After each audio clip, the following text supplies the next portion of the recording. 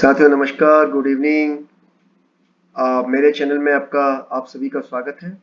जैसा कि मित्रों, आप सभी जानते हैं कि गवर्नमेंट ई मार्केट प्लेस 9 अगस्त 2016 को लॉन्च हुआ था और इसको department of commerce and industry के द्वारा संचालित किया जाता है और इसमें GFR 2017 के द्वारा इसे गवर्न किया जाता है। इसके अंदर एक नया क्रमांक 149 जोड़ दिया गया था।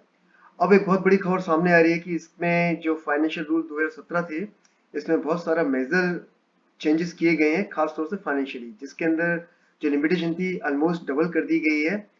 और department of expenditure procurement policy division के लेटर डेटेड 10/7/2024 के माध्यम से जैसे कि आप PDF में देख रहे हैं, बहुत सारे चेंजेस किए हुए हैं। तो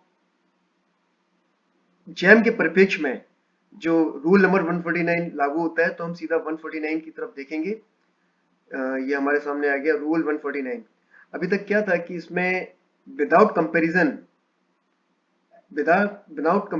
हम डायरेक्ट परचेज 25,000 तक की कर सकते थे। तो मित्रों, आप सभी को जान के खुशी होगी, हर्ष होगा कि अब ये लिमिट बढ़ा करके कितनी कर दी गई, 50,000 50,000 बढ़ा दी गई है।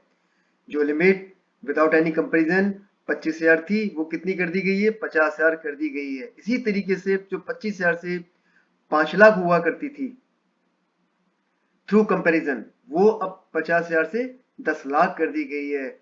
जैसे कि जैसा जैसे इन्फ्लेशन बढ़ता जा रहा है, चीजों की कॉस्टिंग बढ़ती जा रही है, बहुत परेशानी आ रही थी। क्योंकि 25,000 बहुत छोटी अमाउंट होती है, उसमें छोटी मोटी जो पैटी चीज है बल्क में खरीदने में बहुत दिक्कत आती थी।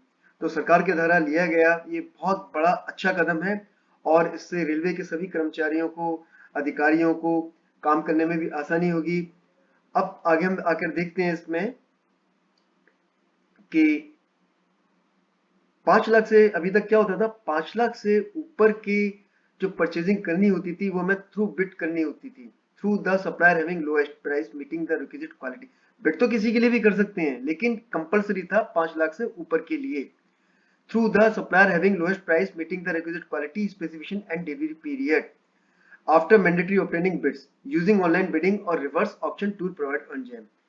अब ये अमाउंट कितनी कर दी गई, 10 लाख रुपए बढ़ा दी गई है कि हम 10 लाख के ऊपर बिड करना कंपलसरी है। ऐसा नहीं है कि 10 लाख से नीचे पे हम बिड नहीं कर सकते, ऑफ कोर्स कर सकते हैं। 10 लाख से नीचे के लिए भी हम बिड कर सकते हैं, बिड किसी भी अमाउंट के लिए कर सकते हैं।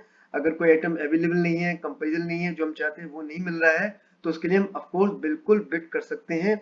लेकिन सपोज जैसे हमें की माउस और कीबोर्ड खरीदने हैं और आपकी इसकी कॉस्टिंग हमें मान लीजिए 25 पीस खरीदनी है, 30 पीस खरीदने हैं, तो हम किसी अच्छी कंपनी का देख रहे हैं, मतलब ठीक ठाक कंपनी है, उसके रेट ठीक है, तो हम उसे बिलो 50,000 में सॉरी क्वांटिटी ज्यादा होने पे हम 25,000 में डायरेक्ट नहीं खरीद पाते थे।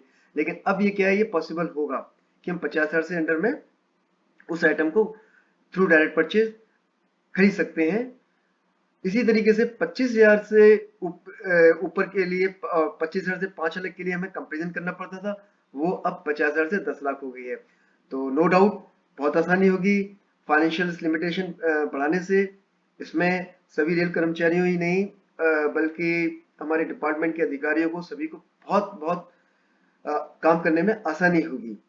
धन्यवाद। अगर आपको मेरा ये वीडियो पसंद आए तो लाइक कीजिए, चैनल को सब्सक्राइब कीजिए और बेल आइकन बटन जरूर दबाइए और शेयर करना बिल्कुल ना भूलिए। और जिस टॉपिक पे वीडियो बनाना है उसके लिए मुझे कमेंट करके दीजिए। धन्यवाद, थैंक यू, गुड बाय।